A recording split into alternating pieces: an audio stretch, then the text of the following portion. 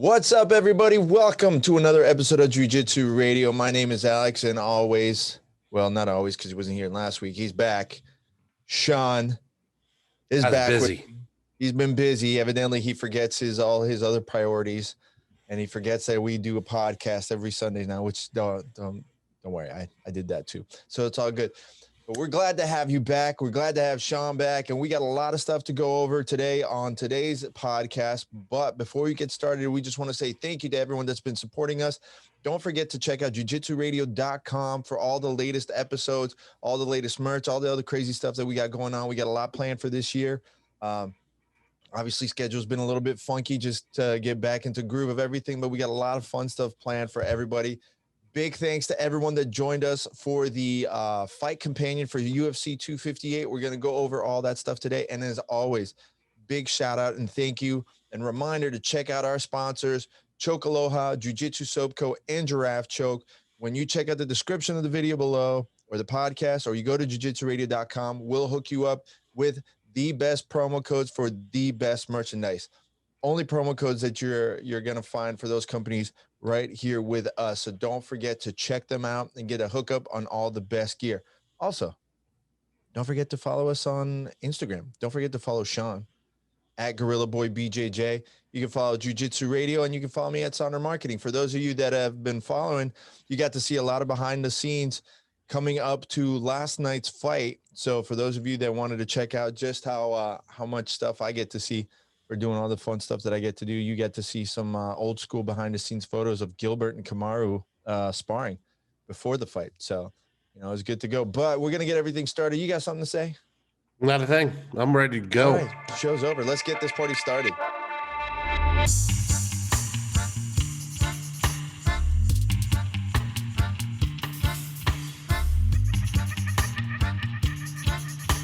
We're live. Are we live? I mean, technically we're not live, but technically we're alive. We're alive, and we're filming. I don't know about you, but we're technically not live. You hurting? I know you hurting. You've been cheers. Oh, is that one of those Kindler things? Yeah, those things are the best. Since when are you drinking? I bought a 4-pack about a month ago. I got 3. Well, now I have 2 left. You just got the pair? You didn't get? I just got the pair, and I just got one. You haven't tried the other other ones? They come in 4. Well, I've had the other ones. It's just I like the pair. All right. No, listen, that's one of the best. That's one of the best things. But since when are you drinking, Mister? I only drink once a year. I had it, and I looked it was either that or a Mick Ultra. Like I didn't want to make a drink. I just wanted to grab something. Right, dude. Those things are dangerous. Those things are they're insanely delicious. It's almost not classified as alcohol because it's not too sweet. It doesn't feel or taste like you're drinking alcohol. And if you I could see how if you started slamming 4 of these, you're in Pound Town. Yeah, you're going to Pound Town. I can chug those things. It's so refreshing. So for those of you that aren't watching on YouTube, Sean is drinking was it Recorderling? How's it say? Recorderling cider. No, Recorder Lig cider. Pear cider. So they have a bunch of different ones. I wish they sponsored the podcast. Dude, that'd be so awesome if they sponsored the podcast. Oh, no, it would not be. It would be so good. I'd have one every time. So Sean's not a big drinker. We've got stories on that one, but dude, it's some of the best cider. If you're someone that likes cider or maybe sweeter drinks, listen, go give them a shot. Yeah, well, even you know what I like about the pear one compared to the other ones? More refreshing. Well, it's not as sweet as some of the other ones. That's why I I don't like the berry is good, but the mango one is super sweet. Yeah, I don't like super sweet at all. I'll have even that with dessert, not dessert, not anything. I don't like super sweet. Yeah. No, I was like that stuff is delicious. What's going on, man? You've been down in the dumps, huh? Been feeling kind of poopy? Well, not even that. I just been since my fight to win, I've been dealing with sickness. No Rona, unfortunately. No, it's probably fortunately. Well, no, I want to get done with it. I want to have it and be over with. Oh, I'm pretty sure you probably already had it. But no Rona, and then last weekend I was calling the XFN fights on Sunday, which I will be doing next Sunday or the 28th as well. So that's something we need to keep in mind. Well, But that weekend I'll be up in Orlando for the B2 grappling tournament too. So I'll probably do one. We could do one Friday night. Shit, I just realized that. Yeah, I'm gonna have to let them know I'm not doing that class. Like Friday night, I'll probably get it with Carlos and stuff because we'll be up there. I'll be up there in Orlando anyway. Yeah, whatever we gotta do. Yeah, we can knock it out, dude. Good thing you reminded me. I'm not gonna be there Friday to teach class. Listen to us. Everybody's busy, right? So yeah, so it's funny enough because you said it because I got sick after that tournament too. After your fight to win with a sinus infection, which I got as well. A bunch of people did. A bunch of people got it. So that's why I was like, could it be Rona? But I went and I got the rapid test. There's no Rona. I know I got it last year anyway, but it was I still get a little bit of a cough, but that was my first one in over a year. I rolled from that into allergies. I was sneezing and I counted it the other time. I sneezed 8 times in a row. Like 8 times, I sneeze in at least 3s. Yeah. It always comes in 3s. But I know if it goes more than 3, then there's something in bloom. So like it starts with like 5, and it was 5 and then 6. And then the other day it went to 8. I was like, what the hell? Have you ever popped a blood vessel when you do that? No, but I was from sneezing and coughing. I think I had like a pulled ab muscle. That's happened to me. That's happened to me before. So it was not fun. It's like I haven't felt terrible. I just couldn't breathe, and I've been coughing. It's like, ugh. Yeah. And I can tell you're still stuffy. Yeah, and it's weird. Like when you go in public and you start coughing. Oh yeah. Everybody starts looking at you now. It's like, no, I don't got the Rona. That happened to me. That happened to me right after we initially got sick. I was out and I had the mask and I had a huge coughing fit out of nowhere. It's just like, bro, everybody just stops. It just looks like, yeah. Which is fine. I prefer it that way. Everybody just goes, it's funny about a friend of mine, actually. He just tested positive the other day. Oh, tell Nana Banana what's up. I'm not going to answer. Should I answer on phone? Yeah, just tell her we'll call her right back. Hey, Nana Banana. You're not out being romantic on Valentine's Day? No, I'm doing the podcast. He's being romantic with me. I'm being, well, you can't hear him because I have my headphones on, but Alex is saying hi to you. I'm doing the podcast. I'll call you right after. That's okay. I don't know anything anyhow. All right. All right, tell her I said happy Valentine's Day. Happy Valentine's Day, Nana Banana. Oh, she hung up on me. She hung up. That's funny. She's the best. What were you saying now? I don't remember. You were talking. Oh no, yeah. I just got like the coughing fit and stuff. Oh no. Yeah. So yeah, my buddy, obviously I'm not gonna throw his name out. He got tested positive for Rona, but he's got 0 symptoms. So he's quarantined for the next, obviously, like 14 days or whatever. He's like, I'm going absolutely fucking crazy at home. There's a lot of that though. There's a lot of non-symptomatic Rona. I think it's weird. I think a lot of people probably already had it and they didn't know it as so it was something else. And then now they probably caught it again and they're just, it's whatever, but they're still testing positive. They just don't have any symptoms. And it's funny. Like I was talking about it with Jay-Z on Saturday. It's like, him and Jason are expecting. So it's like normally Jay-Z's like Jason. I was about to say like, huh? Normally he's like, normally I'd be like, I'm fine, whatever. But like, when you have a baby on the way, you start thinking a little bit different. So it's like, you don't do what you used to do. So, it's weird how life has changed. It really has. It's like, are you one of the people that thinks that like this is the new normal, like this is how it's going to be forever? No, I don't think that. I just think it's going to be weird for a while. Yeah. Like I don't think this is a normal because it's everything about it is abnormal. I just think it's going to be weird for a while.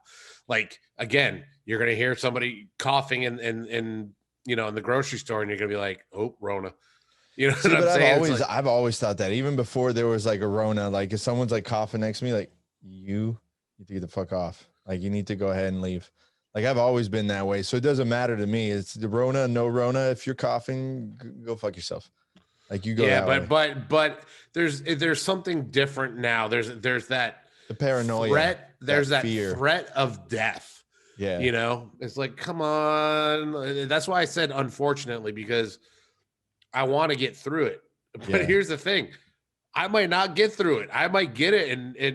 Yeah. You know, I might be one of those that wasn't able to kick it, and it could be the end of me. I don't know. But it's like, Well, I don't want to live in fear. Like, that's my whole thing is I don't want to live in fear. Yes, I wear my mask mostly to protect other people, not really because of me, but it's like, you know, I wear my mask as I should, but it's like, you know, it's like I want to be free. You know, I want to do my thing. It's funny if you go back and look at history for when the U.S. got hit with the Spanish flu, and there was, you know, everybody had to start wearing masks, but there were groups, there was anti-masker groups back then too. There was like full-on coalitions of people like refusing to wear masks, like don't wear masks and stuff like that. And now, excuse me, and now they're saying, oh, the new strain is like the actual more dangerous, is going to be the real strain. It's like, man, you guys don't even fucking know. Nobody knows. They don't know because now they're doing like, they're doing the whole like, well, the question is, if I get vaccinated, can I still get it or can I still transmit it? Yes. And no one has like any answer. It's like, yes, you still can. Yep, 100%. You can still transmit it. It just helps you. It helps the vaccinated fight off the symptoms. Yeah. So it's one of those things that it's so sudden and it's such a drastic change. And I was having this conversation with someone the other day that once all this dies down and things start going back to normal, I was talking with Anel, like, man, the next 10 years is going to be absolute pandemonium. The entertainment industry is going to go through the roof. The alcohol industry is going to go through the roof. There's going to be a huge baby boom. There's going to, the same thing that happened back then. There's going to be so huge of a change. Everyone's going to want to travel. Everyone's going to want to party. Everyone's going to have babies. There's going to be a huge baby boom. I guarantee you. So it's one of those things where it's, man, I give it another 6 months. Honestly, I don't think it's going to be like this come December all over again. I really don't. But here, you know, since we are Jiu-Jitsu Radio, let's take a look at how it's changed Jiu-Jitsu, and people in California still aren't training. Like, they're training, but they're training in secret. Because I've been talking. Well, that's what I mean. Yeah. You cannot run a business, a Jiu-Jitsu business in California right now. You can't run a gym. You can't run anything. But I'll tell you where I noticed like one of the big changes was with this, how quick the Orlando Open just filled up. Oh yeah. Today is the 14th. It filled up, I want to say on Monday we got where it was closed, maybe even earlier. Yeah. It closed. So on the 12th was the day they start jacking up the price to the normal price. What this thing closed before they even started jacking up the price. People want to compete badly. No, for sure. People want to compete. People want to, especially now, if you get into the tournament now, you start stacking up your points. You're already securing yourself a spot for Worlds, for Pan Ams. Yeah, it's just, here's the whole thing though. And like I said it last year, you know, if I would have won the Worlds last year, I wouldn't have felt satisfied with the win. Yeah. And it's because it is Rona. Like it's because it wasn't a full. It's not bracket. Like I want a full bracket of the best, you know, and yeah. It's just like, you know, so it's like, how long until, you know, the Worlds is the Worlds again for me? So, I mean, I think, like I said, I would give it until. Well, they're saying Biden said until 2022. I'm sorry. They don't know. They don't fucking know. Like none of these people have any clue. All the information that is being given to us right now, and this has got nothing to do with political affiliations or nothing. it's just a patch until the next bit of information. Nobody knows what they need to do. Nobody knows what they want to do. There's no game plan.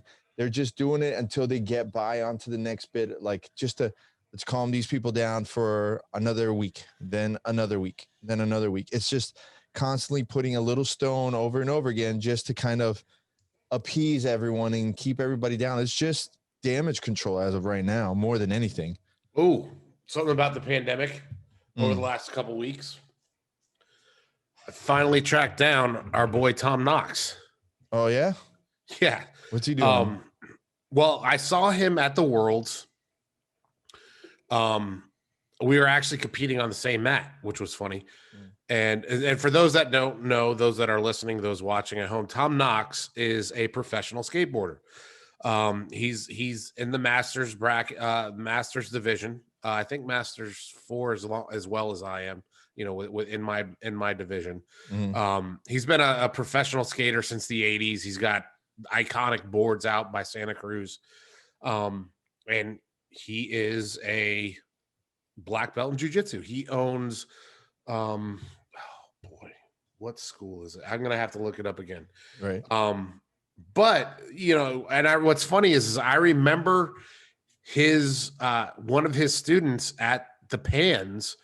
His student was the one that beat one of the Meow brothers, and it was like this kid was going at it, and he won. And like they're not a great big school or anything like that, but Tom and I have like linked up at every Worlds, and we're like, "Hey, what's up, dude?"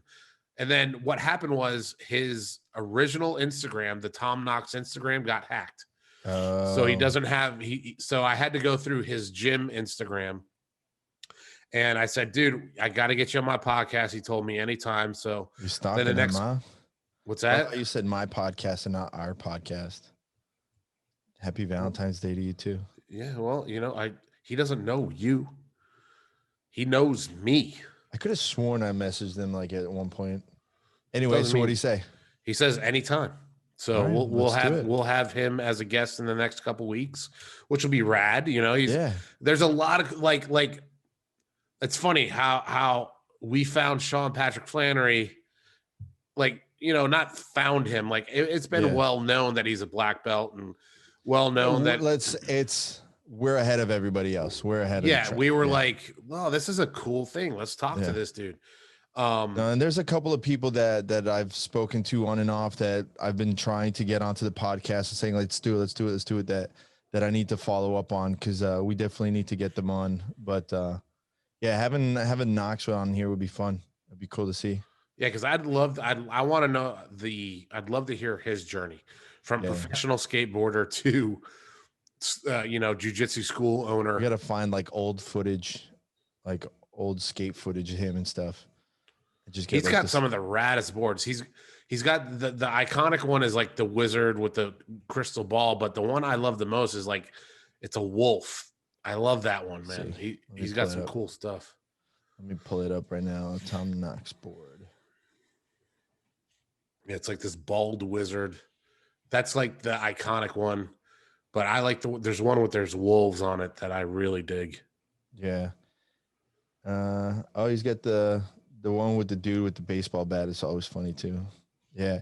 It's funny because like every time I go back and I start looking at boards, I just remember the amount of times I would sit there and just wait for that wasn't Transworld. It was the skate Thrasher or no. There was a skate like catalog that I would get like every month. And I would never be able to buy a board, but I would always just wait for that skate like catalog to come in just so I could look at all the new board designs, all the new wheels and everything. Damn, what the hell is it called? Did I ever show you this? No. So I put this together a couple months ago. I've only ridden it on my catwalk here, but this was the board I had when I was a kid that I loved the most. That's funny. It's the Jeff Kendall Santa Cruz. I bought gull wing trucks because I had gull wing trucks. Yeah. I couldn't find black ones, so I just bought orange, and I didn't even think about the colors. Yeah. And I bought the one thing I had was these yellow slime ball wheels. And I put this board together, and it's like, I want to ride it, but you don't want to get it dirty. But I don't want to get it dirty. It's like, it's so weird. I have in my closet. But you can't do that. Like you wanted it. You wanted it. No. I'm gonna ride it. I just haven't had the chance. Dude, we need to do that. I haven't bombed a freaking. Well, I'll tell you what we want to do is they have one of those pump parks down in Miami. Yeah.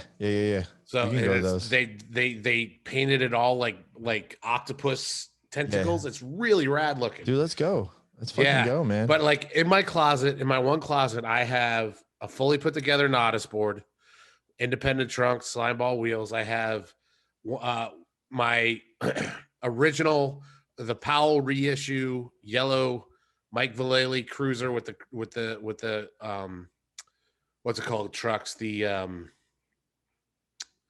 what's the brand that we with the trucks, that surf trucks? What are the Sector 9? No. The one Carver.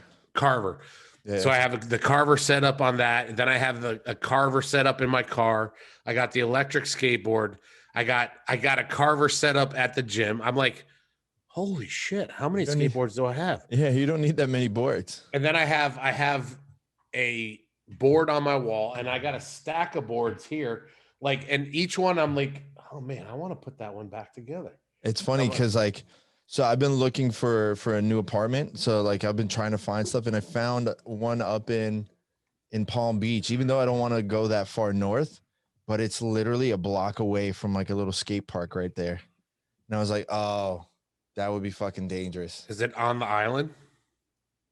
No, it's just it's off of what was it? I want to say like Belvedere. It was like close to Belvedere or something like that. But there's a skate park, like Rick Phipps or something stupid like that. Skate park. And it's right there. I'm like, man, that'd be dope. I would be right next to the skate park. So anytime I want, like lunch break, go jump straight to go skate for a while, because there's not going to be anybody there during the day. But I was going to ask you, like, we got to talk. Is there any spots open where you are? I don't know for rent. I know they're selling some, but I'll yeah, because I gotta find a new spot, man. Dude, it's so full disclosure, I've actually been looking at moving. I've been trying to stay in Florida, but the way that everything is costing here, man, I'm like this close to saying screw this, either go to Texas, Montana, or Puerto Rico. That's it. Like Puerto Rico, if I can keep on working remote, I'll go train with like fucking Gordon and all them. I'll go move over there. If I go to Texas, probably Austin or Houston, go over there and go train and whatever, and work and go back to doing my own personal business stuff. If not, Montana, and just living off the grid. Fuck it. I'll go hunting every day. You move to Houston, you could train at Sean SPF's. That'd be cool. I'd go work with him. I'd go train with him. Like, that'd be fun. But dude, like Florida is getting so out of hand. It's getting I don't pay that much. I have it's basically a 1.5, and I'm paying $13.50 a month. I thought you were paying more.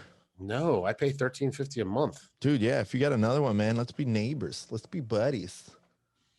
I just want to make sure that my bedroom wall is right next to your bedroom wall, so you can hear me smashing and be like, yeah, get some. and by the way, by smashing, he means smashing himself, because chicken. His game has dwindled over the years. Yeah, I'm more happy just being by myself. Good to go. He's smashing the pump on the Jergens lotion. On the Jergens. You gotta give him a Jergens. I was just watching the highlight, or one of the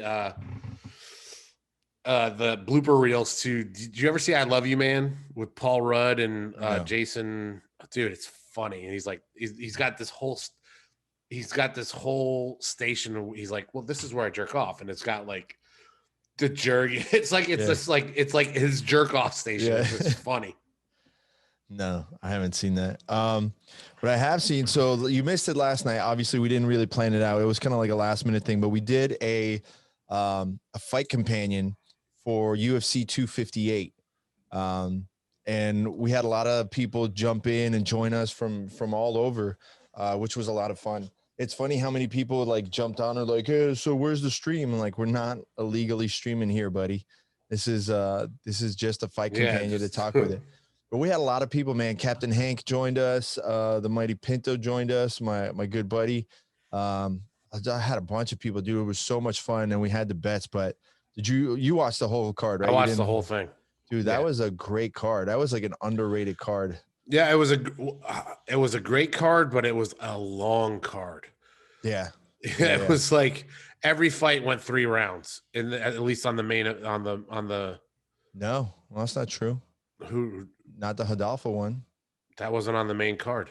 That was on the main card. No. It was prelims. That was prelims. Yeah, that was prelims. Dude, so let's talk about that. How I hear, yeah, dude. I am sick of like I had seen some people say stuff about jiu-jitsu doesn't work, and I'm like, dude, he got tapped by jiu-jitsu.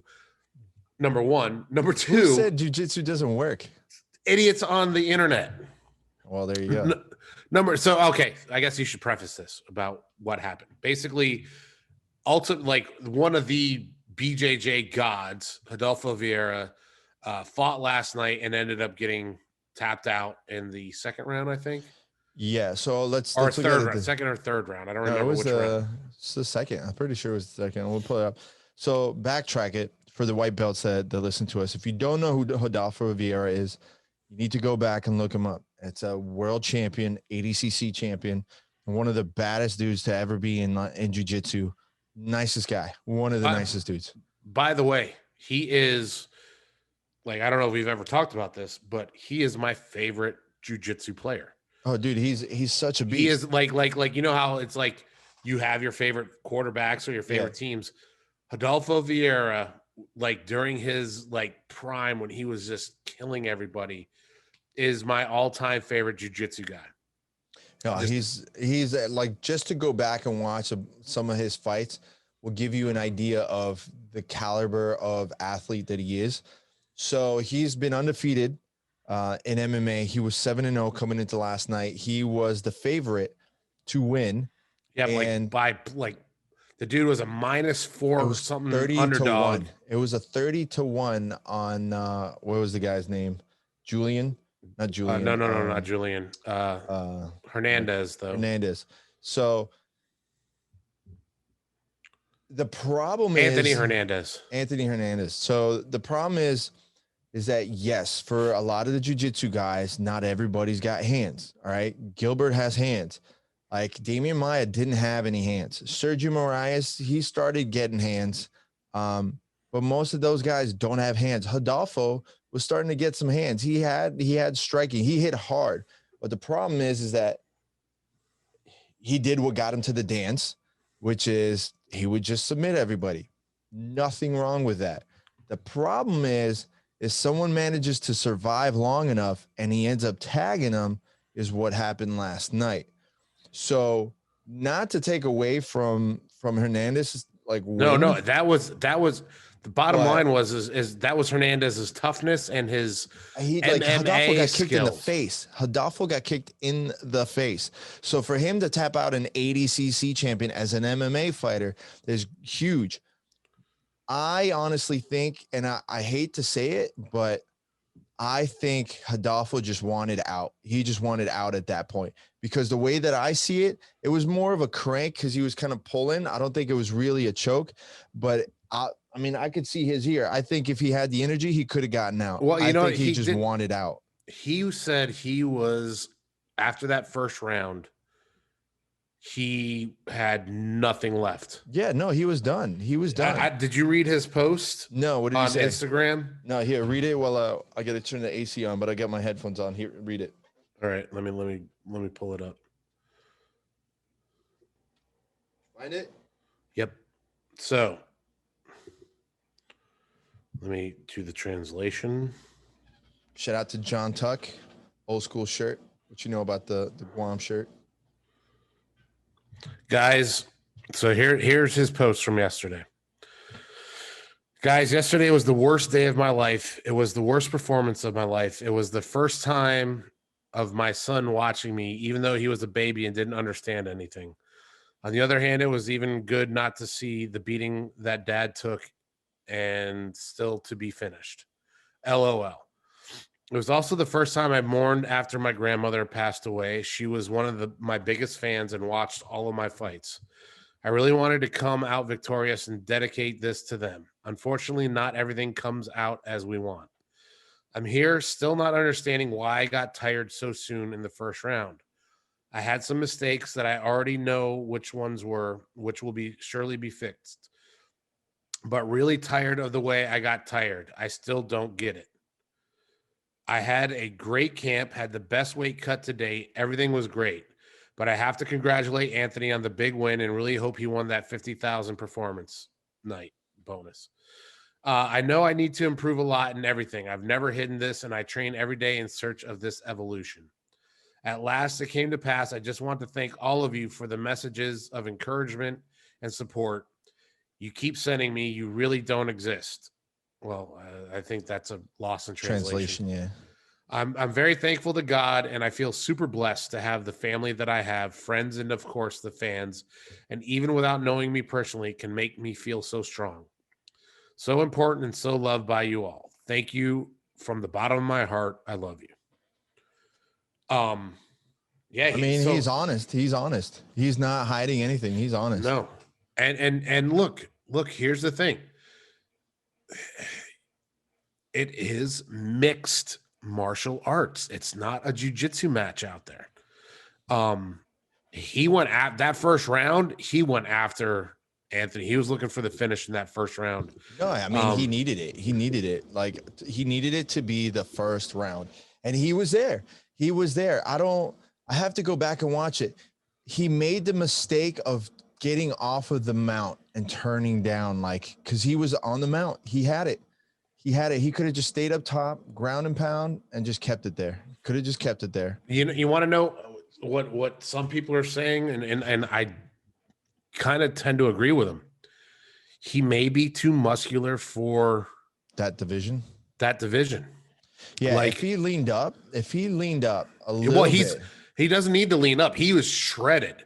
Yeah, but what he needs to do, he needs to drop some muscle. Right. He either needs to drop some muscle or he needs to go to 205. He couldn't do 205. He couldn't do 205. It's just why? He's a big dude. He's a big dude, but he's all muscle now. So for him to go up means more mass has to go into the frame. He might have to cut less. I'm sure he probably walks around at 210. But yeah, I mean, he was super heavyweight. Yeah, so in jiu-jitsu. So the most he weighed was 220. So, and you're thinking about the weight that he has to cut. If he leaned up, he'd be a lean, strong guy. What's his name? He's a jiu-jitsu guy too from ADCC. Galvao? No, Galvao fought MMA too. Yeah, let's not talk about that. No, oh my gosh, the other freaking ADCC guy Yuri Samoa's Yuri Samoa's, but no, it's the other guy. Oh my gosh, she's the I'll think of the name. Oh my gosh, let me see. Type in ADCC UFC. Yeah. So, I know who you're talking about. It's like there's a guy actually everything's about. Yeah, there's a guy actually that trains over at Wagner's that looks just like him. Yeah, this guy. What's his freaking name? Not Verdum, not Mark Kerr. Come on, dude. What happened to Jacare? I haven't seen Jacare in a while. This freaking guy. What is his name? Why don't they show his name? Here, I'm gonna zoom in so you can see his face. I can't believe I can't remember his freaking Davi Ramos. That's it. Davi Ramos. It's like Davi Ramos is a big guy. He's a big dude. He's all muscle. Dude, if he dropped weight a little bit, man, he'd be a beast. He's already a beast, but he would be the bigger guy, stronger guy, just leaner. Like Rodolfo would be an absolute beast. Like, I mean, look at what Gilbert did. He was super low weight. He's like, the weight cut is killing me. Screw this. He went up and he ripped it. Yeah. He ripped it and he got to the title shot. So it's like, I think there's got to be some fine tuning for Rodolfo, but he could still be like a killer. I think he would be way better than Damian Maia or Sergio Moraes or any of those guys. Yeah, he's got a little bit extra. Yeah. He's got a little bit extra. He's got a little bit extra talent. He's got a lot more to work on his striking to fix those like mistakes. Like, cause it's always been my thing. Like, yes, we agree on it. Don't forget to do what got you to the dance. 100%. We always say that. But the fact that you sit there and you say that and you don't put in the time to say, hey, I want to be the best at striking, then that's what screws you over. That's what ends up getting you. And I think that's one of the other things with, we've never seen really the striking for Buchecha. I want to see what Buchecha's striking is like leading up to his debut, because it got pushed back again. Yeah, that dude dropped. It's the same thing. It's the same thing. And Buchecha should be paying attention to Rodolfo, to Davi, to all those guys to see what are they doing that I should not be doing and I should be preparing for, especially because Rodolfo. Do you want me to tell you what I would do if I was those guys? I don't know if it's smart, but I would say 90% of my. Let me go back. 70% would be striking. 5%, 10% would be grappling. The rest would be putting them together. So 70% striking, 20 to 30%. Well, I guess that's counting over. But basically most everything would be striking and then putting it together with the grappling and then a little bit of grappling. You know what I'm saying? Yeah, I get you. See, if it was me, if I was like in Rodolfo's shoes, right? And I knew I wanted to get into MMA, I would say the next year I'm moving. I'm going to go live in Thailand. I'm going to do nothing but Muay Thai. There's no Jiu-Jitsu. There's no nothing. I'm going to do strictly Muay Thai. Yeah, I'll do Jiu-Jitsu class like once or twice a week, whatever. I'll do grappling, but I'm just going to do strictly Muay Thai. Because if you're at that level of a grappler, you don't need to go take wrestling class other than to get the reps in, to keep the motion and stay sharp to it. But it's all striking. It's what happened to, fuck man, I need to get better with remembering it. Was it Eric Anders? The guy that all of a sudden he was on Joe Rogan after he was putting on a striking clinic. I forget. He moved straight to Thailand and he's like, I'm just doing striking. That's it. This is what I need to work on. And his striking went through the roof and he was piecing people up. If I was Rodolfo, that's it. That's what I'm going to go. 1 year, just there, straight doing nothing but striking. Because jiu-jitsu is going to be there. Your grappling is going to be there. It's not just going to go magically away. That's what I'm saying. You don't need to do it every day, or even what you have to do here. MMA is a game of constantly filling holes. Okay, let's talk. There's the striking aspect, the ground aspect, and the transition aspect. Getting it to the ground or getting it back up to the feet, right? That's basically jiu-jitsu, or that's basically MMA. You're on your feet, you're on the ground, or you're trying to do one of those two things. Or you're on your fence. Feet, or right. But part of that is normally when you're on the fence, again, a lot of that is trying to either get that person down or make sure you don't get put down. Yeah. So I count that as part of the transition. Right. But what you should be doing is always filling the biggest holes in your yard. If your front yard. That's what Dos Anjos did. Dos Anjos is he was an awesome striker. He's a great grappler, but he put in all the work in his striking. I would say that he's probably the best between him and Gilbert. He's probably the best jiu-jitsu person with striking. He has the best striking out of all the jiu-jitsu people. It would have to be Dos Anjos and Gilbert. Yeah. But then what you can't do is what Michael Johnson did. Michael Johnson was a wrestler that fell in love with striking so much. Well, he had hands. Right. but he was a wrestler, but he fell in love with striking so much that he kind of like, I don't want to say disregarded or ignored that part, but like he stopped filling those holes as much as A lot of you know what guys I'm do that. saying? A lot of Yeah. guys do that. I mean, I think Like that was it used to drive me nuts when I would go to Black Zillions and I would see Mike hitting pads. Like that's what he was all like. yeah. I would see him every day, and every day I would see him hitting pads. Very rarely would I see him in the grappling No, classes. I watched them when they were at Combat Club, and I watched them do like one jiu-jitsu class. His grappling was great. He's a great wrestler. He's a great striker, but it's like, man, you're not always going to finish your fight on the feet. It's not always going to go that way. It doesn't matter if you I can missed get how he up. lost his last fight. Did he get knocked out?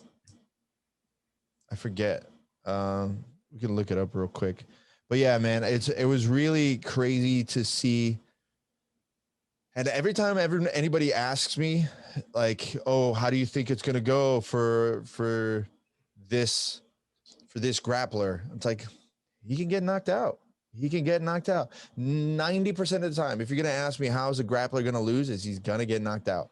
Unanimous decision to So is the yeah.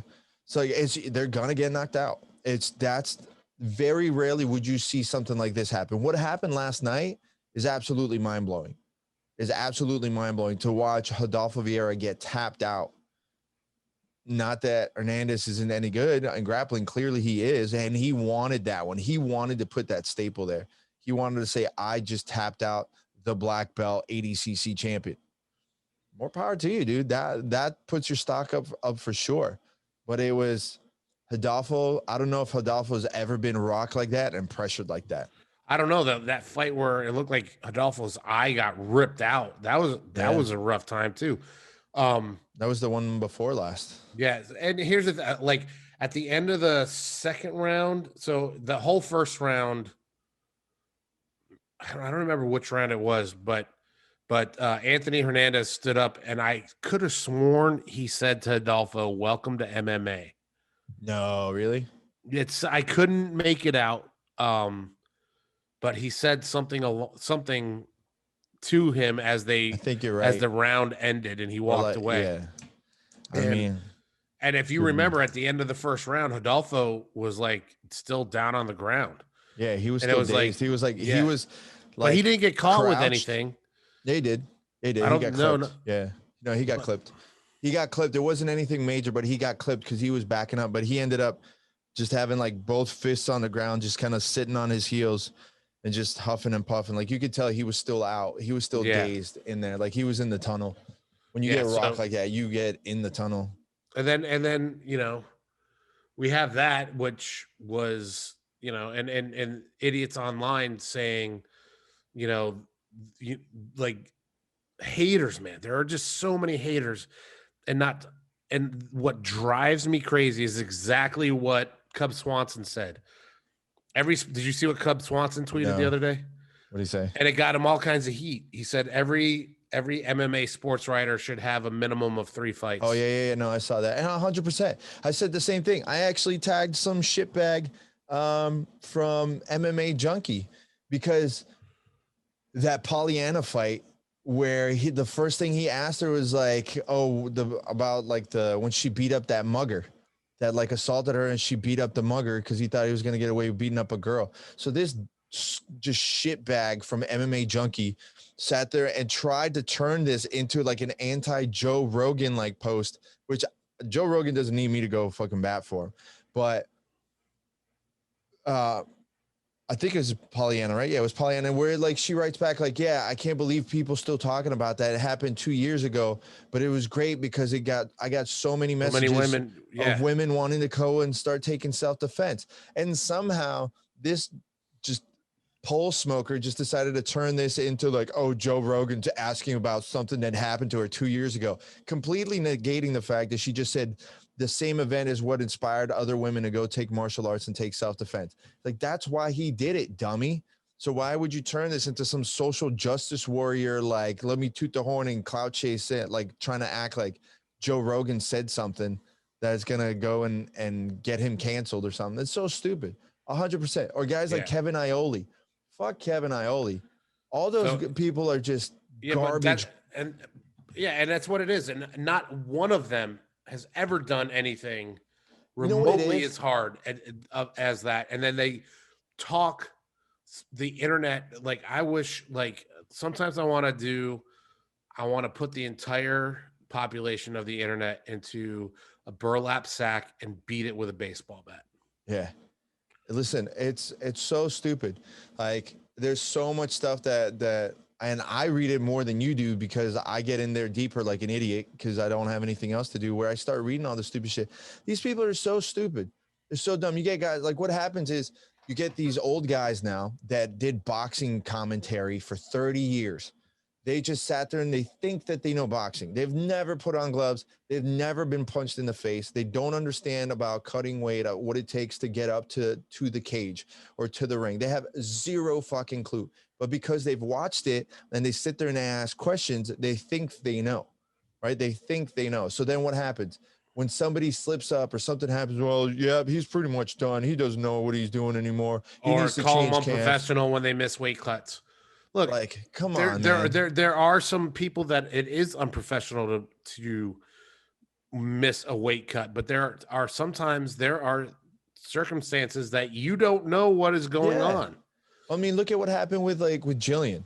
Like, I was so stoked to watch Jillian fight, and she made weight. She was fine. She felt great. She had to get food poisoning or something. For sure. But at 4:00 in the morning, all of a sudden she starts throwing up. I'm sure, like, and that's something different. I don't know what happened, but one of the things that always irked me, because I watched bodybuilders do it, I watched fighters do it, where they've been cutting weight, and what do? They go get sushi. I got to have sushi. I have to have this and that, like seafood. Like, no, man. If I'm doing that, I'm having a well-cooked steak.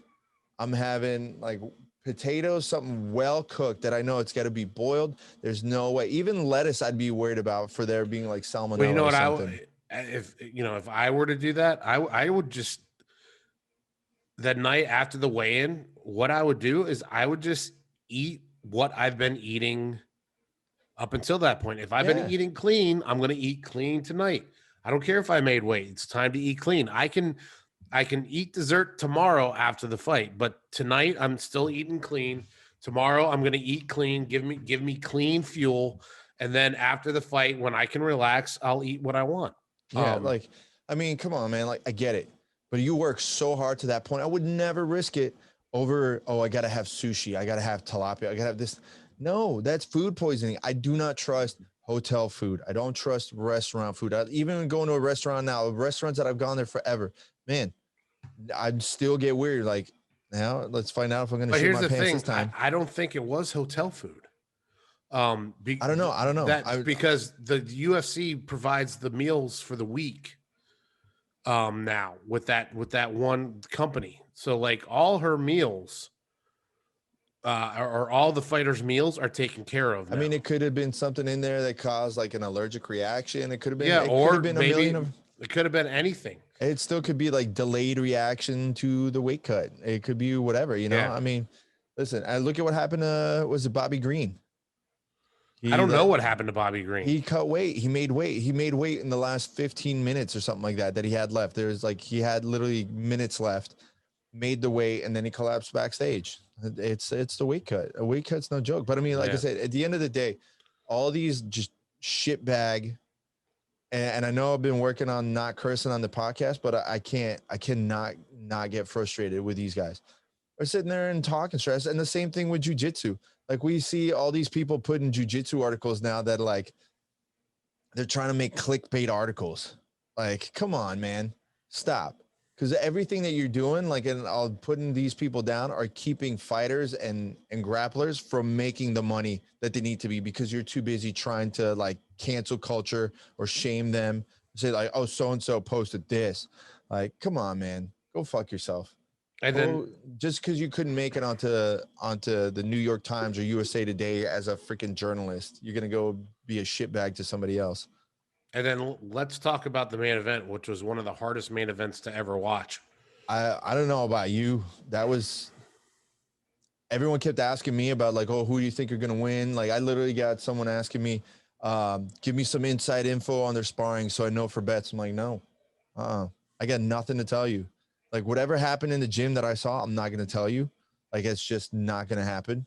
But it's also like to watch one of my closest friends for like the last 7-8 years, Gilbert, to another one of my friends that I literally train with and I see all the time, like, and I've known almost the exact same amount of time.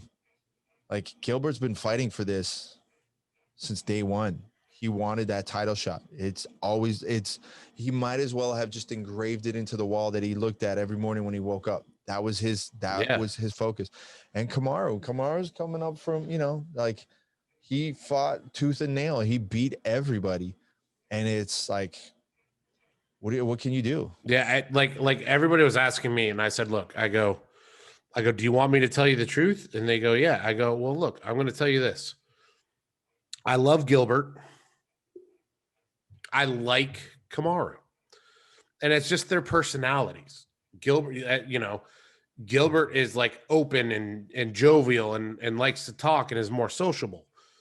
Kamaru is a little bit more reserved. So it's like you don't really get to know. Well, he's got the chip on his shoulder because of the stuff that he's gone through. Right. But it's like the thing is like they're two different personalities, and one is easier to connect to than the other. You're right. So I've always connected to Gilbert more because it's like, he's a jiu-jitsu guy. And that's who I go.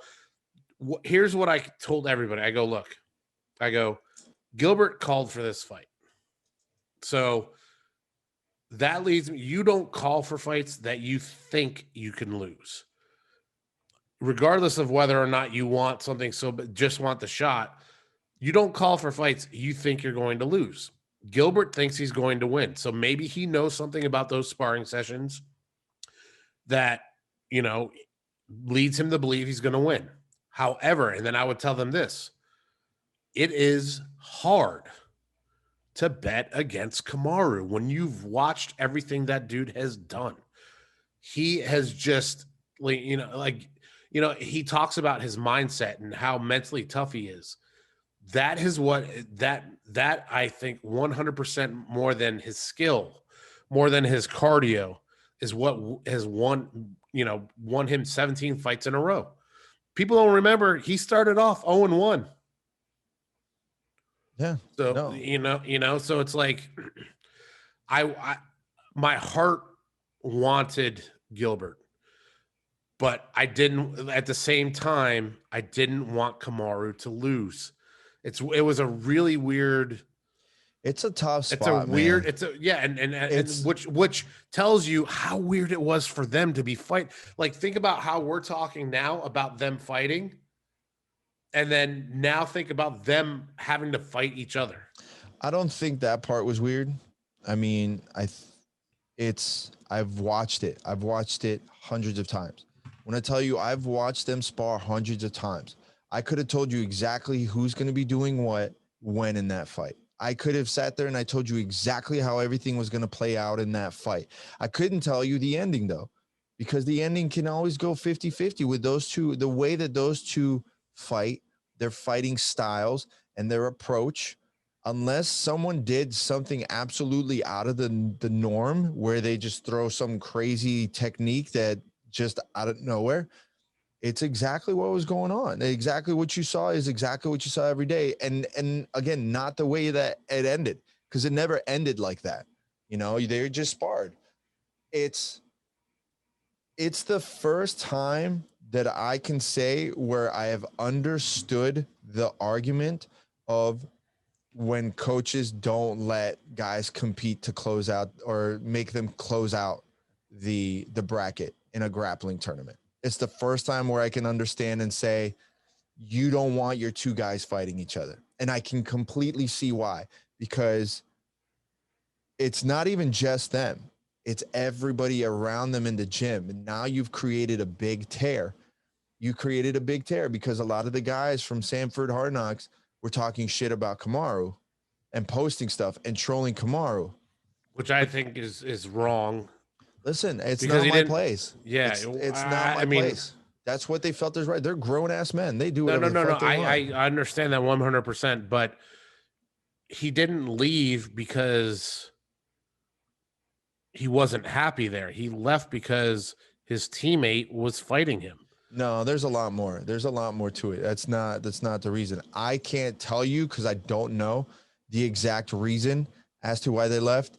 I think that's just a small portion of it. There's other stuff, but listen, they're family. They grew up together. They spent the last 6-7 years punching each other, pushing each other, cornering each other, like cheering each other on to come to this. So that's why it's like, even Henry Hooft is like, I'm not going to watch the fight. He didn't go corner anybody. He's like, I'm not going to watch the fight. He's like, I did my part. Like, they need to do what they need to do. They need to have it out. They're going to have it out.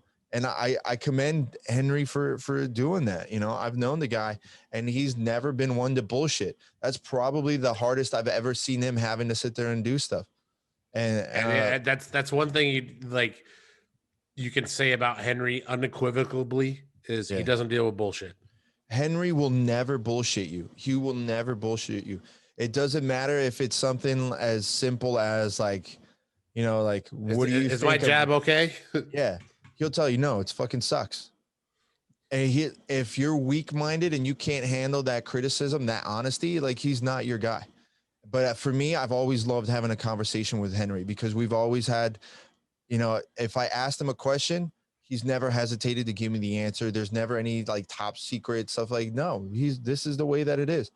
You know, I've asked him advice before. Like, what about doing this in like striking? And he told me, he's like, you need to fix that. Like, do this, do that.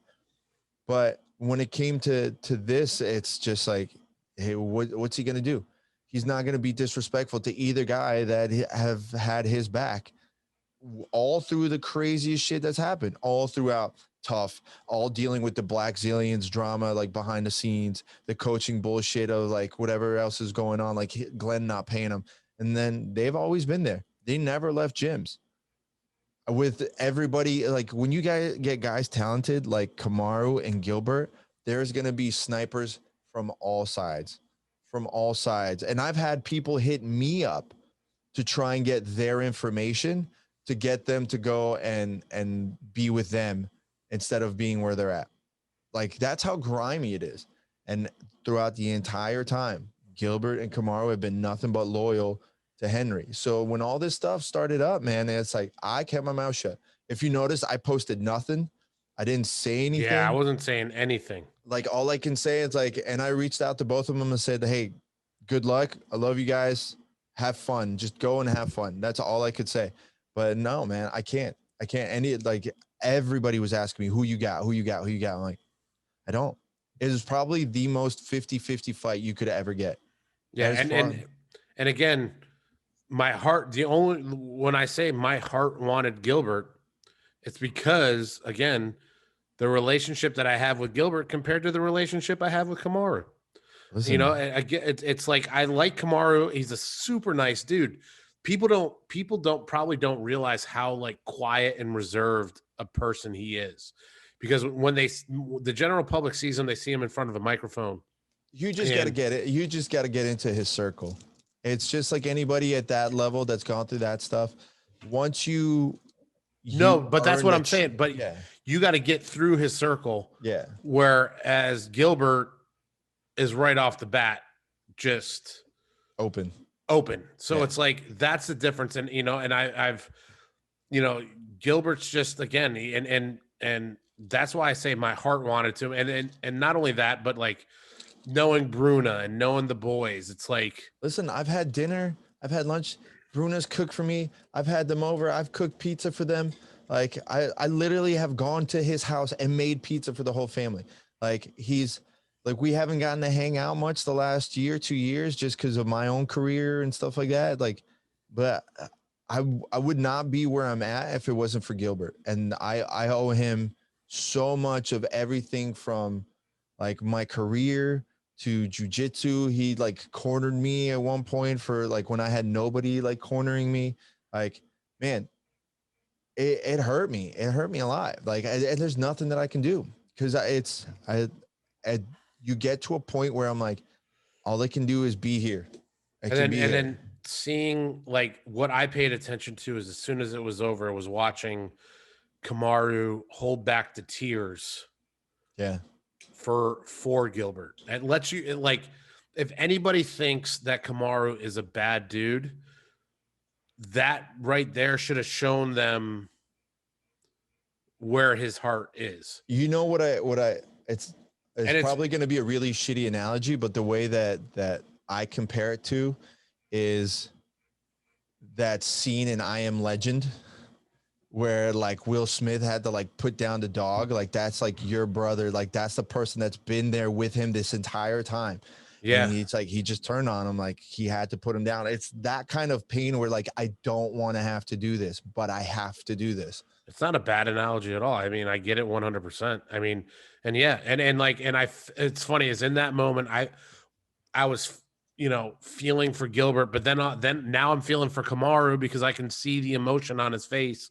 I can see his lip, his chin quivering and how bad he felt for having to do that to his friend. It's the equivalent of like Captain America and like the Winter Soldier. Yeah. Like when you have to make that split, like, dude, and I can tell, listen, like I've seen it. And you know what? I never asked anybody. I never asked any, like either one of them what they say. Like I know deep down inside, they're really good people. I know that there's no real animosity. It's just one of those things. Like they both had a goal. They're in the fight business, unfortunately. It just ended up being the exact same goal. And I don't think it'll be the last time it'll happen. I think that there's going to be another fight between the two. I really do. I don't think Gilbert's going to go away because I don't think Gilbert's going away either. Masvidal is going to take Gilbert. Leon isn't going to take Gilbert. Like Wonder Boy, like Stephen Thompson is not going to be anywhere near their level. Like he's not going to have any kind of impressive win. Woodley's out. I mean, the only other person that's a sleeper that can work his way up is Vicente. And Vicente is coming up. If it wasn't for that last loss, Vicente would be next. And then Kamaru has to do it all over again with Vicente. Like, so it's crazy, man. But with that being said, listen, I'm sad and I'm happy at the same time. I'm sad for Gilbert. I'm happy that Kamaru gets to keep going and putting his name in history. I think Gilbert has got a long way to go before he's done. And at one point or another, I do think that belt is going to be around his waist without a doubt in my mind. But there was bigger things that happened this past 2 weeks. Wait.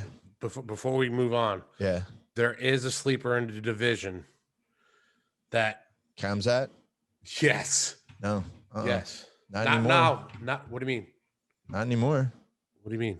He's still lingering with like COVID and stuff like that. He's not going to be able to fight again for a while. Well, that's not what I'm saying. What I'm saying is that's a dude that right now he's at the bottom of the rankings. He could work his way up, but he is one of those guys that could work his way up fast and is a handful for everybody in that division. I feel like he's going to hit a wall. But he's got a very small window. I think he's one of the guys that's going to have a very small window of making it up the ranks. And if he doesn't meet that window, it's like Leon Edwards. He's got a very small window, the way that he is. So he's good. He's been able to knock dudes out, but he's also not fighting the top 10. He hasn't hit top 10 yet. We have to see once he hits top 10, then we can sit there and start talking about him. But it's still like a long way to go. Did you have something else to say before I bring into the serious aspect of everything? This was all pretty serious, I thought. No, there's much more serious problems. We need to sit down and have a conversation. About? Ladies and gentlemen, as a representative of the purple belt community, we need to have a discussion about... If you say micro adjustments, I'm going to punch you right micro adjustments. We need to have a discussion about tapping to lower belts and dealing with micro adjustments. Now, granted, my comrade over here as a black belt has a different conversation to have with you all. but you got to deal with those micro adjustments. I don't know what else to tell you. It is very heartbreaking to see one of our brethren fall to a lower belt because he didn't adjust to the micro adjustments. Sometimes you have to macro adjust to micro, but it's a sad day, and we're looking to move forward past this. And we hope that everyone has learned from these mistakes, and we hope that in the future, our community will look upon us in favor once again. You may speak now. You know what I don't like? Micro adjustments? No, I'm fine with micro adjustments. Beating a joke to death? No, I don't. That's not even it. Dude, have you met me? Do you even live, bro? I will beat a joke into the ground. No, here's another thing that drives me nuts.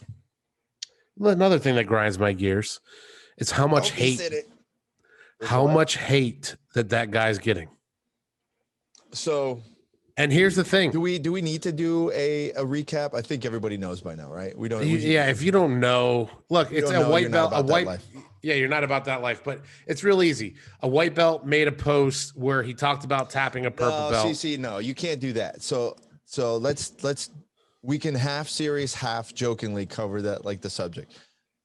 A white belt who doesn't train that consistently, but he was a white belt. He's training, doesn't matter. Visited a different gym other than his own gym. Rolled with a purple belt, tapped out the purple belt. He made a whole post about it, which he didn't call out any names. Didn't call out any names. It was like the weirdest balance of disrespectful, respectful, like egotistical post / but I want to still look humble. Humble brag. Yeah, like it was like a humble, egotistical brag. So it opened up a whole can of worms in the jiu-jitsu community. Now, let's dissect this honestly.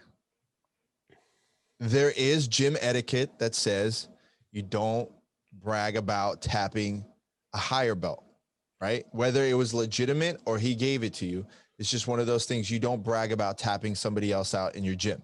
By the way, we've all done it. We've all done it, for sure. Every single person has done it. But you don't sit there and put it on blast on Facebook, right? Right. So with that being said, yes, if it's Sean and I like trash talking because we're friends, that's fine. However, I would never go to, let's say, Jay-Z's gym, grapple with someone, tap them out, and then go afterwards and post it.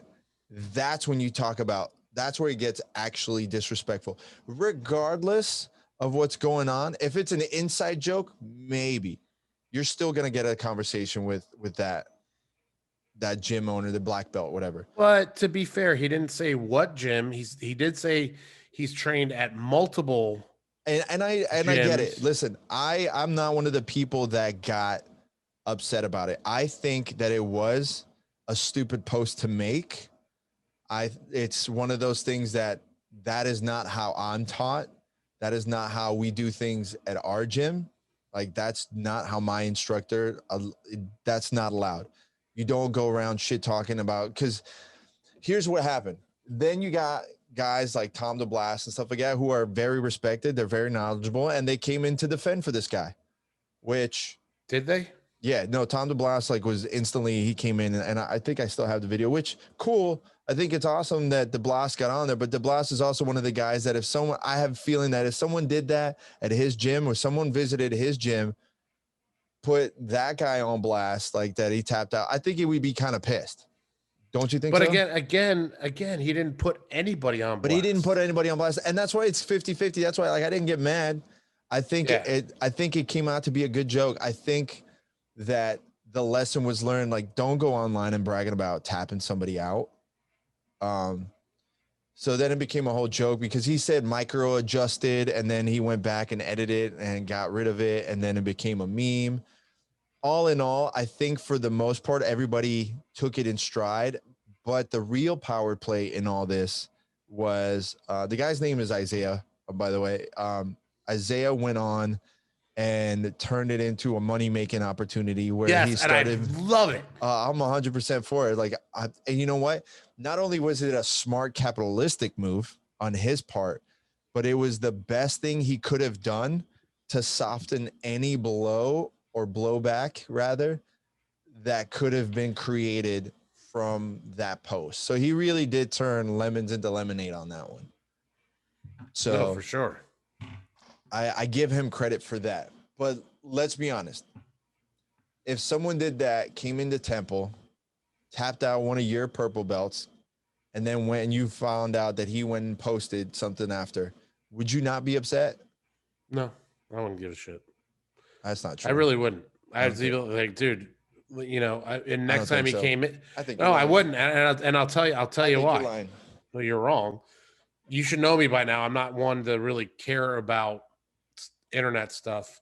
But second of all, I would remember it. And then when he came in, have a conversation.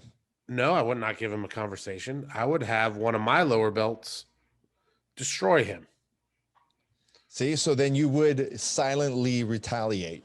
I would, yes, but not in a way, not in a vengeful, mean way. Just look, you know, in a show of dominance. Not even show of dominance. That's 100% a show of dominance. No.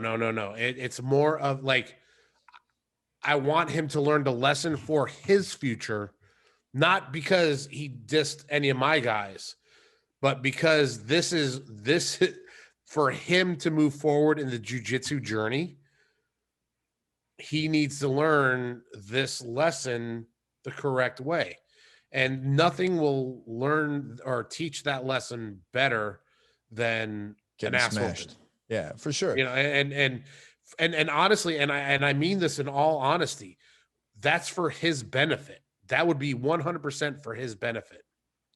And then we would joke about it, and then he would be like, "Man, I get it," and then that would be it. Yeah. I mean, I thought the whole thing was funny. I thought it was funny too. I thought it was great. I just love the whole situation. What I do think is there was an obvious showing that whoever his instructor was did not educate him on just having some kind of respect and etiquette. Because again, what happens in the gym stays in the gym. If it's you and I trash talking, or if it's our teammates trash talking about, oh yeah, it's like that time I tapped you out, that's one thing. But to go online and sit there and say, oh, I went to another gym, again, not naming it, I went to this gym and then I went and I smashed this guy, I beat him, whatever, I tapped him out a higher belt. Like, it's so weird. He tiptoed this fine line of not disrespectful, like humble, like innocent post, and infuriatingly egotistical just shit post. So it was so weird because you couldn't really go all the way in one way or all the way the other. Well, I'm gonna. You want to read it? No, we don't need to read it. I'll read it. But we need to throw something else out there that I think could be a genius move, or, you know, here's the whole thing. We don't know if it was legit. This was legit what? Nobody knows if this story really happened. No, it happened. No, yeah. How do we know? Because the guy that he tapped out, like, sat there and admitted to it. And then, like, everybody else that was involved said, like, yeah, it happened. Yeah, but what I'm saying is, are you pulling like a QAnon conspiracy theory on micro adjustments?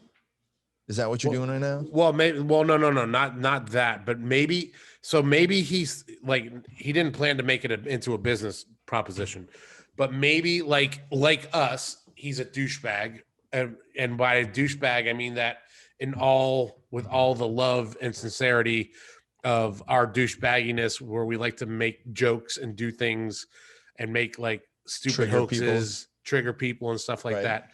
What if this whole thing started as like, dude, I'm going to see what people say if I put this up and stuff like that.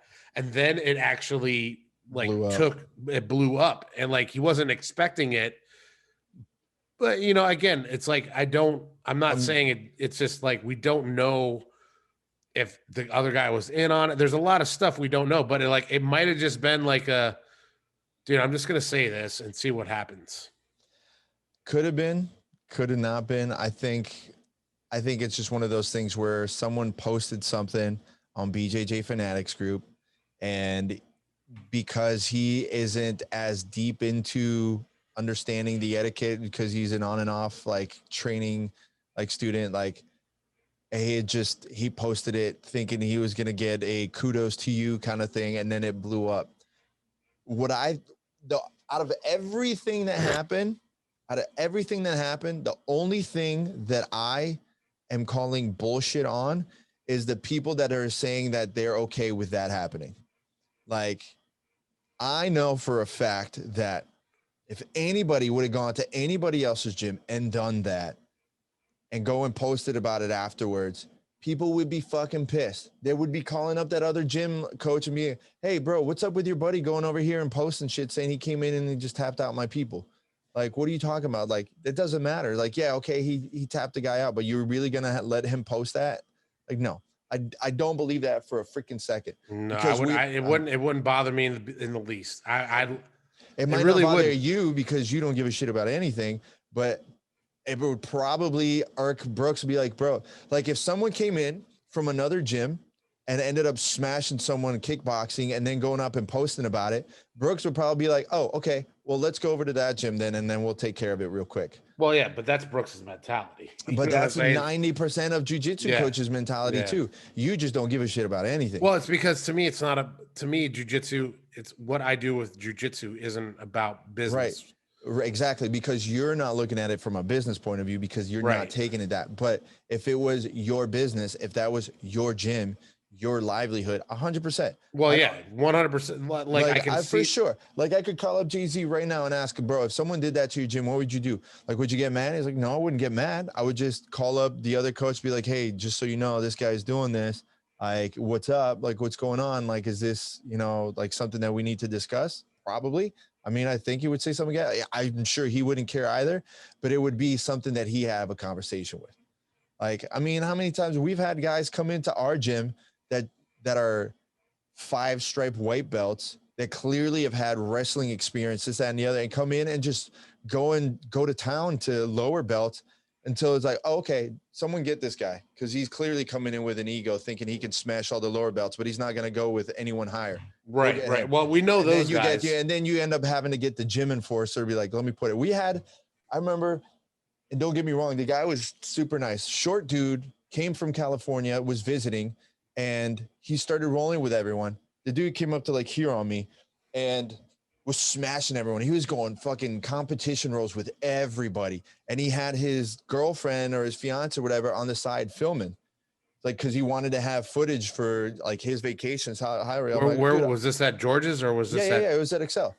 And he's like, oh, you want to roll? I was like, yeah, dude, let's go. I was already done. I was like, yeah, I'll go, whatever. Like, where are you from? Blah, blah, blah. We talked. And then he started going hard. And then I saw that his girlfriend was filming. I was like, oh, we're doing this? Okay. Because he ended up like, he was like smashing everybody.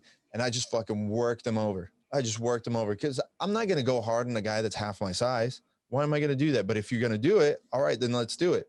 No problem. Afterwards, like I could tell that she's like, phone off, down, like, let's stop. And like, we talked, it was cool, no problem, there's no beef. But he never went and go and say like, oh, I went over here and smashed everybody. We rolled hard, is what it is. Super nice guy, man. I'm like, I'm not gonna sit there and go bragging, oh, I beat him up, blah, blah, blah, blah. He came in and I had to be the enforcer. Like, no, I'm definitely not gonna do that. But it happens. Well, by the way, people always wanted me to be the gym enforcer, and I don't have that in me either. No, that's bullshit. You've done it before. I've done it reluctantly, but it's not something I relished. You're just a taint.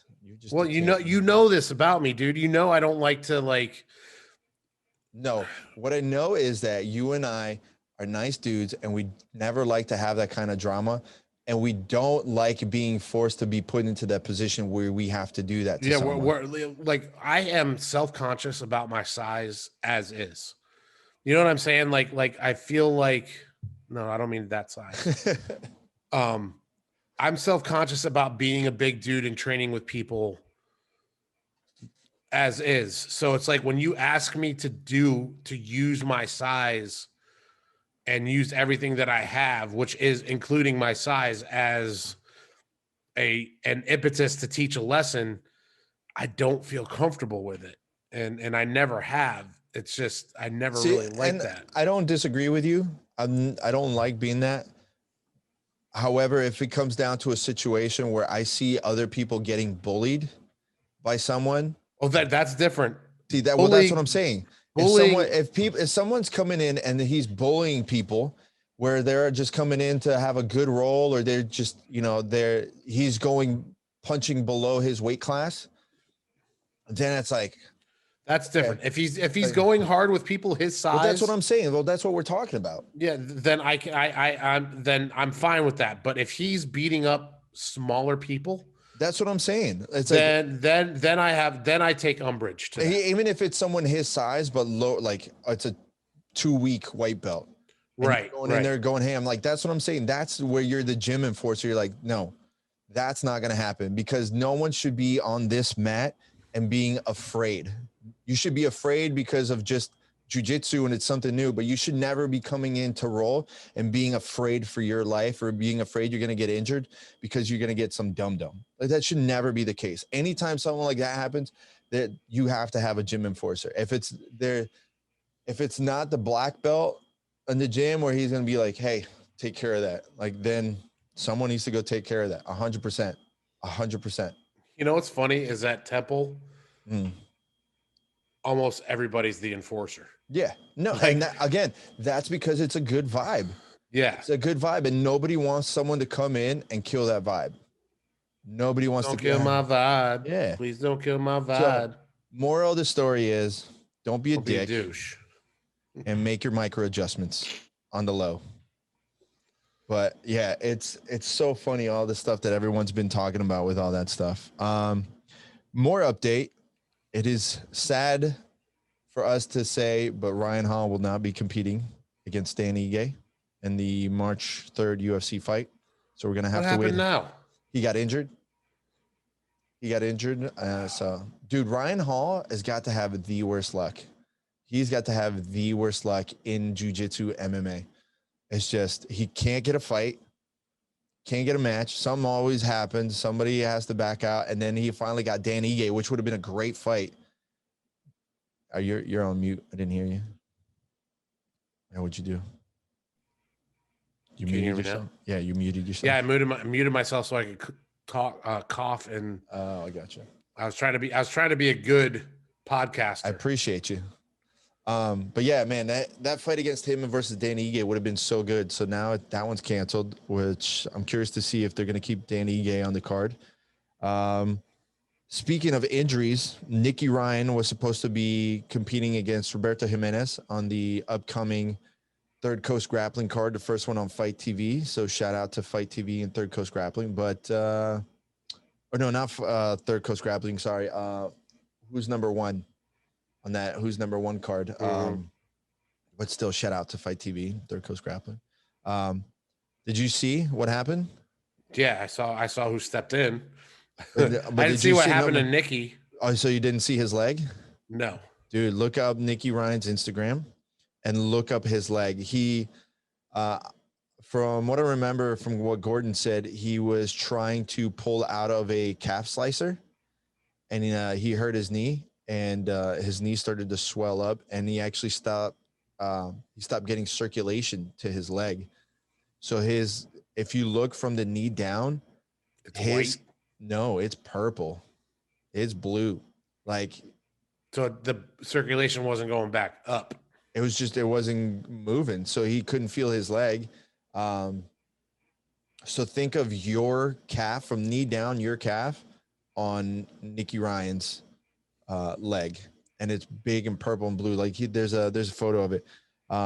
So to help a brother out, and to get a good match finally, since everybody's ducking Gordon, Gordon Ryan stepped in. So we're actually going to get Gordon Ryan against Roberto Jimenez. And look, how awesome is that? Roberto's like, okay. Yeah. I love that kid. He's like. Well, they've trained together and they've had wars at the gym, so it's going to be a good match. I still think, no disrespect to Roberto, I still think Gordon is going to win. Yeah, he's young and he's still learning. But he's willing to take the match. He doesn't care. If I lose, I lose. Yeah, that's what I love. I like I said, I love that kid. Which like a lot of big name black belts should probably be taking note. Just saying. Not naming names, but speaking of naming names, considering Gordon Ryan, did you see the beef that's continuing against Andre Galvao and Gordon Ryan? Oh well, I've my funniest meme I've seen yet. Which one? The Dr. Evil? The DVD instructional. Oh no, I didn't see that. You didn't see that one? No. Did you put it in the group chat? No. It's on Gordon's Instagram. Oh yeah. I saw that. Yeah, that one's pretty funny. That's funny. He is a great grappler, Gordon? But he may be an even better troller. Oh, for sure. So for those that don't know, if you don't follow Gordon, then you're a dummy. We're gonna get into it in a minute, but he posted because someone's talking shit about his DVDs and not making money off his DVDs, so he made a meme DVD using the Andre Galvao cover saying "Killing the Legacy I Have by Refusing to Grapple Gordon Ryan," Part 1. So I can't see that well, but it's up there. It's funny. I mean, it's just funny. It's hilarious. And then he did one with the Three Stooges and put Kanan, Andre, and Hulk with the Three Stooges movie image. So basically what happened is Andre Galvao made a post basically trolling, saying that he wanted $1 million to compete against Gordon Ryan, which is basically, it is what we in the industry call the fuck you price, right? So what that means, which that is, it's called the fuck you price. Why is it called that? Because basically, if it's your way of saying, sure, I'll do it, F you for this price. So what happens is most likely you're not going to get it. But if you get it, all right, fuck it. We'll get the price. Like, we get the money. Let's do it. The point being is it started going back and forth between Andre and Gordon, and Andre saying that he wants $1 million, which is more than he's ever made. Granted, I'm pretty sure Galvao is a multimillionaire because of his school and the franchise. I think I looked this up. Hold on. I'm sure he is. He's got to be worth at least like 1.2, 1.5. Right.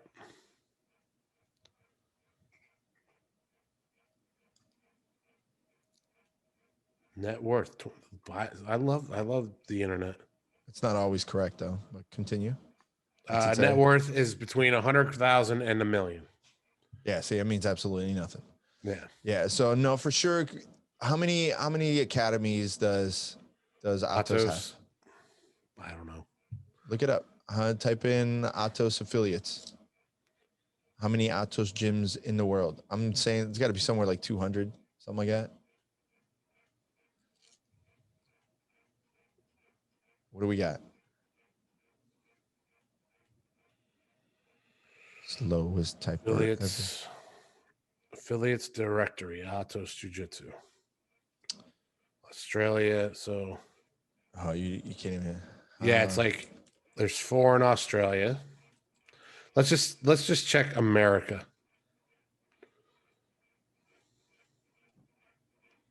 United States. Let's see. What do we got here? He's got Australia, China, Israel, Philippines, UAE.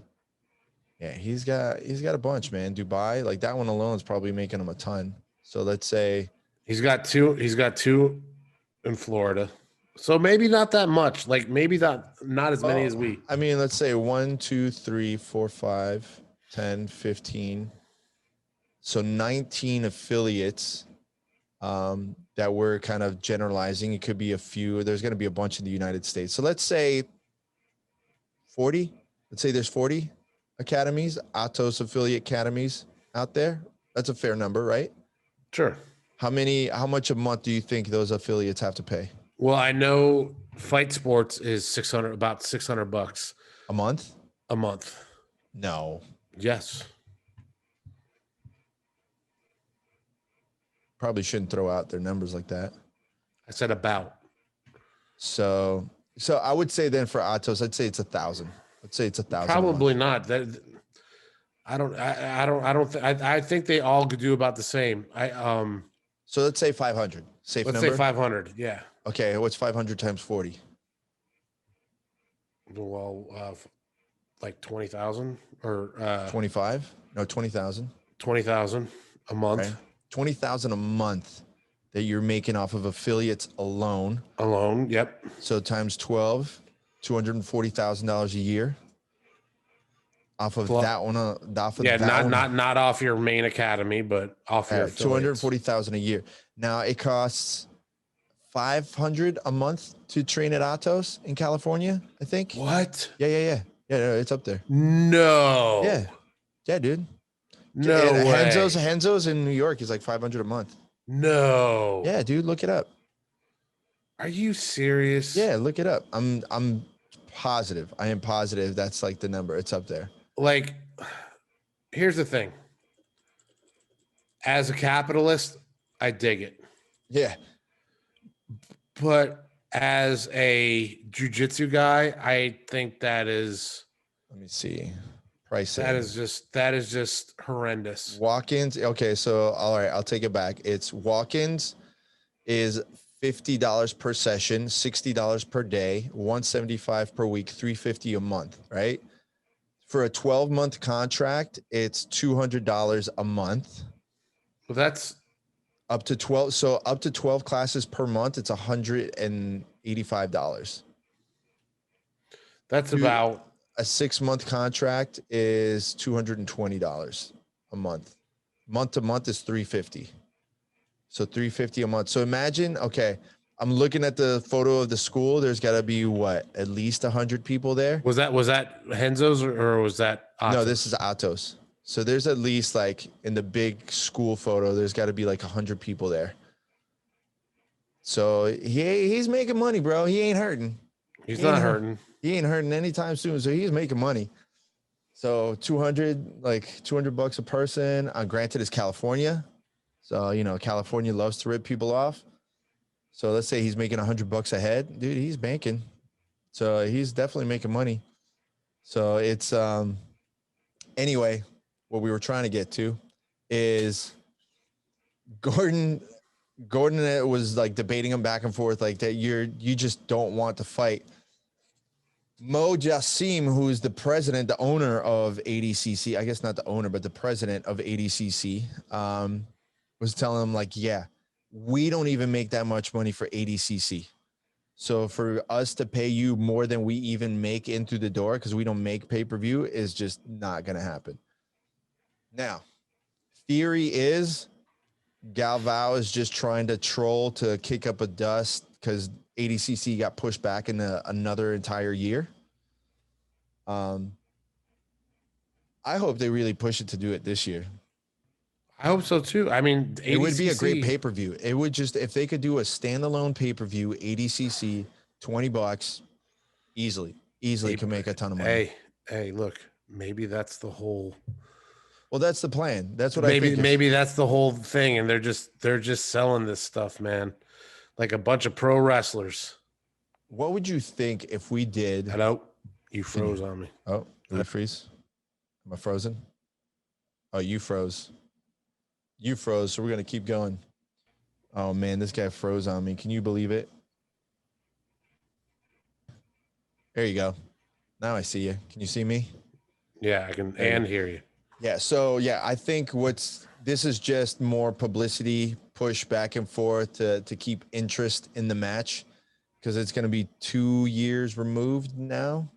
Technically, ADCC was supposed to be this year. Even the trials were supposed to be last year, so we all lost a bunch of grappling. It's just to get attention, to keep the things moving, because Andre isn't getting any younger. And no, but he's not that old either. He's not that old, but then Gordon still hasn't even gotten to train, or not train, but compete that much. He only competed twice last year, 3 times. Yeah, but you know why? Unfortunately, I think it's because nobody wants to compete against him. No, nobody wants to. which I think I think is stupid. It's because the bottom line is you really have nothing to lose going up against the best grappler on the planet. If you lose, you lose against the best grappler on the planet. If you win against the best grappler on the planet. You are now the best grappler on the planet. It's really like people still haven't gotten it, dude. People still don't understand it. No one gives a shit about the win or lose record. People want to be entertained, right? Look at Herbert Santos. How does Herbert Santos still get to sit there and compete and get paid? Because he doesn't lose or he doesn't win. He hasn't won a match and he's gonna get attention. It's gonna get attention. So why wouldn't you say, like, listen, if Gordon Ryan said, I'll fight anybody right here, dude, let's go. I'll go. I will deadlift until like the day of the tournament, and I will just try and find a way to pick him up and body slam him if I have to. But look, I'm still gonna lose. I'll lose in the first 2 minutes, hands down, if it's even gonna take that long. But I'm gonna take the match because I'm not afraid of taking an L. I still get to go grapple, like test yourself at the best, but no. People I mean, it would suck that you would get embarrassed on national TV or whatever. What it is, the difference with Gordon is that if you're someone that talks shit with him back and forth and he beats you, then you're going to have to deal with that shit talking forever. So you're almost better off dealing with his trolling and not giving him the fight than you are of having to deal with like, yes, I lost to Gordon Ryan and he's going to keep on shit talking. But it's like, dude, Roberto Jimenez did no shit talking. Gordon is talking him up. He's like, he's a great guy. Like he's, I love his grappling. He's a super, like, no issues. There's no issues. Why is it that's only a handful of people that have issues with him? You see what I'm saying? It's like, man, just take the match. Just take the match. Just take the match. Yeah, I don't get it either, dude. I really don't get it. The big issue that everyone has with Gordon is like, well, what about the gi? You're not the best jiu-jitsu guy until like you put on the gi. Prove it. Shut up. Well, that makes zero sense. Shut up. Just shut up. Anytime that I see someone trying to make the whole gi argument, just shut the fuck up. Just shut up. All right. So it would be cool. It would be great to see it. If he started training in the gi. But you're really going to tell the ADCC champion. Not training in the gi, but competing in the gi. Yeah, but you're still going to tell the ADCC champion he's not one of the best grapplers like ever right now because he didn't put on a gi? Come on. No, of course not. Get the hell out of my face. No, of course not. You don't say that. But what I'm saying is, as a grappler and as a fan of grappling, I would love to see him put on a gi. He's done it. He's probably I know, and he's competed before. I know that. I just, dude, I would, because here, you want me to tell you why I want to see him do it? Because I don't think the outcome would be different, and it would shut all these people up. Oh, they would. What would be their next argument? Steroids. No, because there's other people that do gi that take steroids and like win or lose, nobody says anything. I'm just saying that's what they would say. I'm not saying hashtag rest in peace BJJ steroids. God, I wish that they would bring that account back. Really that was so funny. That was such a good account. So many burns on that account. It was hilarious. I was there. Yeah, you were there. You were there that year. I was there that year. That was the year your back gave out. No, that was the year I won. Was it? Yeah. Yeah. Dude. That's been 6 years. Yeah, you're old. Who do you think it was? Do you think it was like a regular, just kind of like blue belt, purple belt kind of? I think it was a nobody. I really do think it was a nobody. You think? No, because they had too much insider information. Well, they didn't really. All they really did was. No, they had a lot of insider information. I mean, nobody isn't just going to go to Worlds and just stand around. Well, no, they were there. Yeah, they were. Yeah, a lot of nobodies did. I'm a nobody, and I was there. You know what I'm saying? It's like I don't think it was anybody. I just think it was somebody with time on their hands, and said, let's do it. I'm going to do this because this is what I think. And I think it's wrong. You know what I'm saying? That's so funny, man. One day we'll find out. Other than that, listen, end of this month, I will be up in Orlando with my man Carlos for the B2 grappling tournament. Make sure you sign up. It's your chance to win a bunch of money. So if you're going to talk shit about your jiu-jitsu and you think you're the best, get into the absolute. And you can't just sign up for the absolute. You have to win your bracket. You have to get first place in your bracket to be eligible to get into the absolute. So how was sign up this time? It's good. No, they're good. It's the same people that wanted to come in and compete last time. And now obviously some people are more comfortable with the Rona and stuff, and they're competing. A lot of people didn't sign up obviously because of Rona last time, but now everyone's feeling more secure. So there's a lot more people. Listen, you're trying to make money doing jiu-jitsu, that's going to be a tournament. I'll be out there. I'll be running the social media. We're going to do a podcast while we're up there too. So it'll be good to go, man. That's getting it out there. We need to, telling you, we got to get them JJR radios or those JJR shirts out there. Yo, they're up there. You never told me which one you wanted. So you know which one I want. No. Yeah. Look at your text messages. I asked you a question on which size or not which size, which color or whatever it was, and you never answered. I said the black. Yep. No. Yes, I did. Not. I did. Yeah, I'm gonna order some tonight. Yeah, we got new merch. Check out the website for picking up your new merch. Don't forget to check out Twitch. Really appreciate everybody that's been jumping on. We've been having a blast. That's all we got for you guys today. Please go ahead, if you like the podcast, hit the subscribe button, follow Sean, follow me on Instagram. We got all kinds of fun stuff planned for everybody. We got a lot of stuff.